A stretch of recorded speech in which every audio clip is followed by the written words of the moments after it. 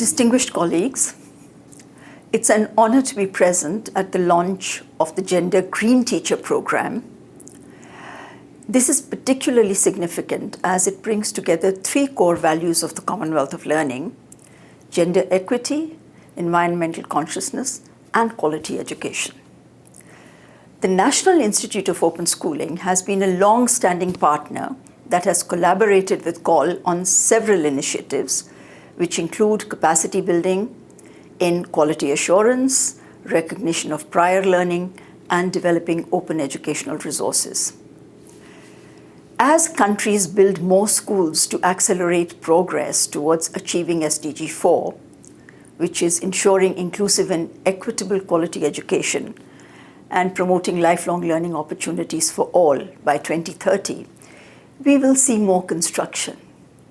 But as Bill Gates points out, cement, steel, and plastic, which are essential for construction, are the biggest emitters of carbon. More brick and mortar institutions could add to the growing carbon footprint of the education sector.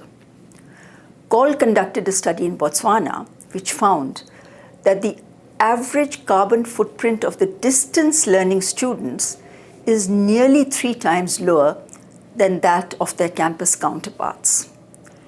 Emissions from travel were by far the greatest contributor to this disparity. This suggests that distance or blended modes can decrease emissions by reducing face-to-face contact hours.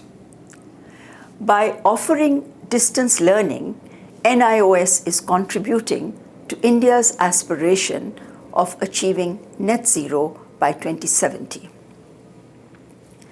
When Commonwealth Heads of Government met for CHOGM 2018, they identified 12 years of quality education for every girl in the Commonwealth as a key priority. Open schooling is a flexible and cost-effective means of ensuring access to secondary education and achieving this aspiration. CHOGM 2022 identified climate change as a major threat and urged governments to take appropriate action. Since humans are the primary cause for the changes to the planet's ecosystem, each one of us is responsible and must take concrete action.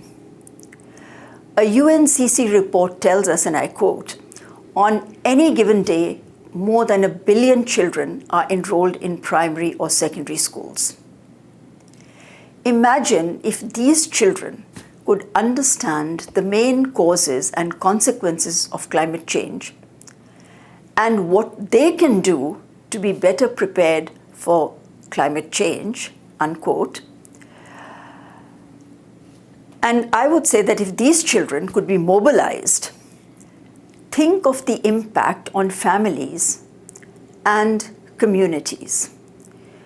Few countries are preparing present and future generations with the knowledge, skills, and behaviors required to mitigate and adapt to the impacts of climate change. Our teachers can be the most effective agents of change. However, over 3/4 of the teachers surveyed by UNESCO and Education International expressed a strong desire to teach climate change, but many believed they did not have the appropriate training to do so. COL supported the development of a Green Teacher Program in Nigeria, which has helped thousands of teachers to inculcate environmental concerns among learners from a very early age. The vulnerable are the hardest hit when disasters strike. For example, 4 out of every 5 people displaced by climate change are female. Girls with education can help families handle climate change-related risks, and in Nepal and India, we know that women's involvement in forest management yielded better results.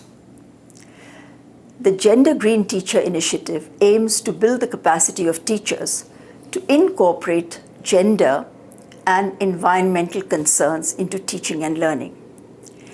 It's about shaping a new generation of learners who understand the importance of gender equality and environmental sustainability. NIOS will take the lead in implementing this online program at scale and provide a model that can be replicated in other institutions across the Commonwealth. In these disruptive times, we must equip our educators with the tools and knowledge they need to navigate and mitigate the challenges that lie ahead. Through the Gender Green Teacher Program, we are taking steps to do just that. Let me conclude by saying, Beti Padhao, Paryavaran Bachao. Thank you.